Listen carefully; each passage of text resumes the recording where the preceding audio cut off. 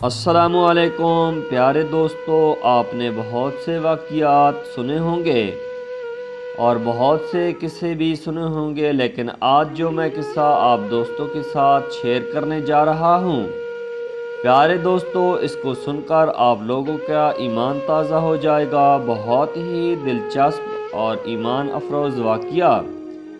प्यारे दोस्तों, एक दफ़ा का ज़िक्र है कि एक बूढ़ा आदमी बहुत ही इत्मीनान के साथ बिस्मिल्लाह पढ़ी और हजाम की कुर्सी पर बाल कटवाने के लिए बैठ गया।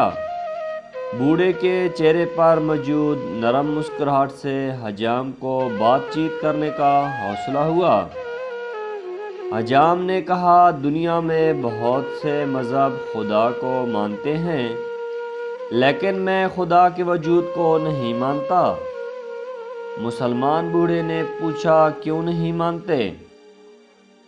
हजाम ने कहा, दुनिया में बहुत परेशानियां, मुसीबतें, बदहाली और अफरा तफरी है। अगर खुदा का वजूद होता तो ये सब मुसीबतें और परेशानियां भी मौजूद ना होती। बूढ़े ने मुस्कुराते हुए कहा, मैं भी इस दुनिया में हजाम के वजूद को नहीं मानता। हजाम ने परेशान होकर पूछा, क्या मतलब? मैं आपकी बात नहीं समझा। बूढ़े ने हजाम की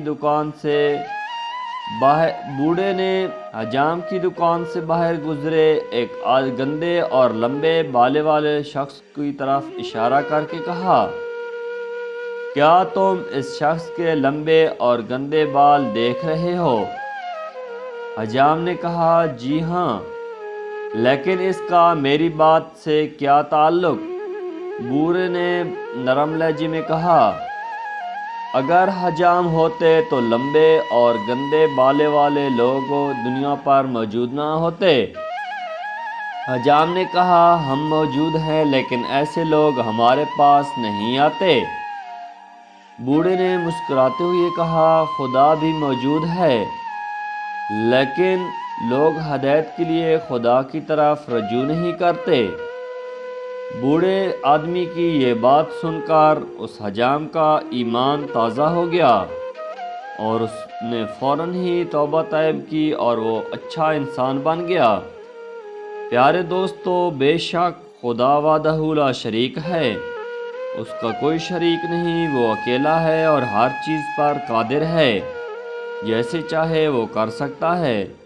प्यारे दोस्तों, कैसी लगी मेरी आज की ये वीडियो? इसी तरह अच्छी और प्यारी सी वीडियोस देखने के लिए मेरे चैनल को सब्सक्राइब कर दें, वीडियो को लाइक और शेयर कर दें। प्यारे दोस्तों, मिलते हैं नई वीडियो के साथ, तब तक के लिए अल्लाह हाफिज़।